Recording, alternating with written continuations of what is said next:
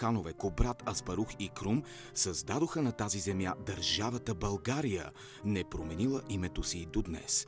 Цар Борис I запали огъня на християнското просвещение и покръсти българите.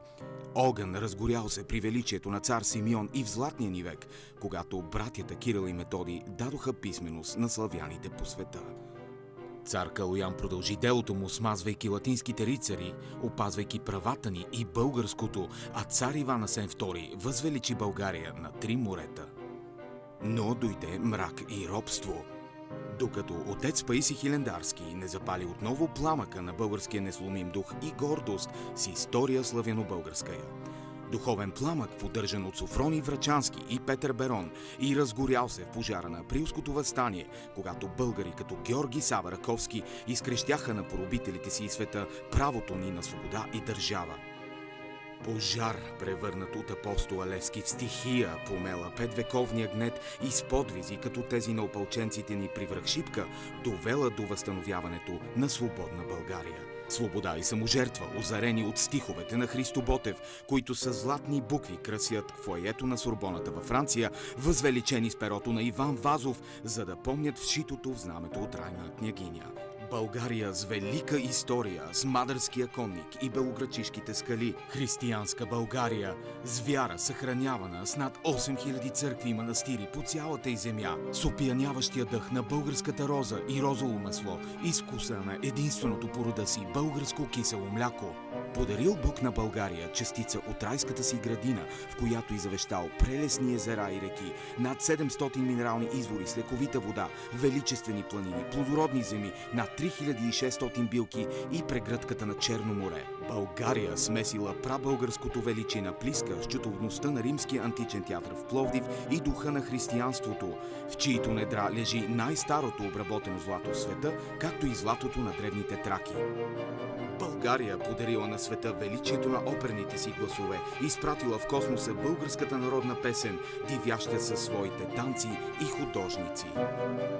Земя, държава и народ родили гении като Джон Атанасов, дал на човечеството компютъра и бъдещето му, Петър Петров, Асен Йорданов, Георги Наджаков и Румен Антонов, чието изобретения дават нов тласък на света, електронен часовник, фотокопирна машина, автоматична скоростна кутия, автомобилната въздушна възглавница.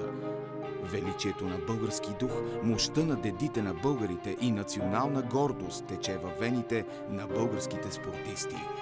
Великият борец, скечист Дан Колов има 1500 срещи, от които губи само 3.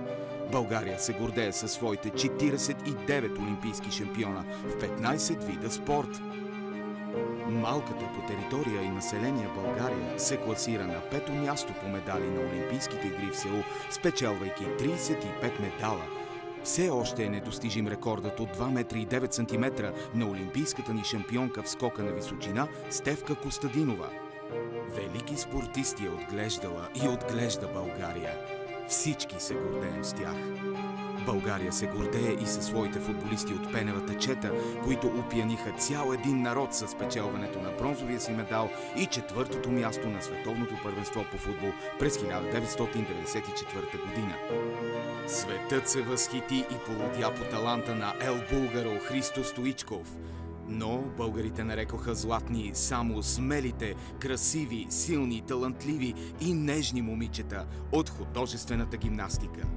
През последните 60 години България се гордее с 3 поколения златни момичета и техните великолепни треньорки. Българската художествена гимнастика записа с златни букви в книгата на световната художествена гимнастика имената на шампионките си, които завоюваха 10 световни титли при индивидуалното, 10 световни титли при ансамблите, 10 европейски титли при индивидуалното, 6 европейски титли при ансамблите, 1 сребърен медал от Олимпийски игри при индивидуалното, 1 сребърен и 1 бронзов медал при ансамблите и още десетки златни, сребърни и бронзови медали от световни и европейски първенства. Сред тях най-ярко блестят имената на трикратните световни шампионки Мария Гигова и Мария Петрова и техните треньорки Жулиета Шишманова и Нешка Робева. Неповторимата Мария Гигова бе определена от Международната федерация по художествена гимнастика за гимнастичка на 20 век. поклон пред десетките ни златни момичета и техните треньорки. България и днес има своите златни момичета. Световните шампионки за 2014 година от ансамбъла и тяхната треньорка Ина Ананиева, които през последните години са гордостта и радостта на родината ни. Българската художествена гимнастика даде своя огромен принос за развитието на световната художествена гимнастика и ще продължава да го дава. България се гордее не само с славната си история, не само с несломимия български дух, не само с малката си, но райска земя, не само с величието на талантливия си род, не само с златото в недрата на земята си. България е горда със своите поколения златни момичета. Добре дошли в България! Добре дошли в дома на златните момичета!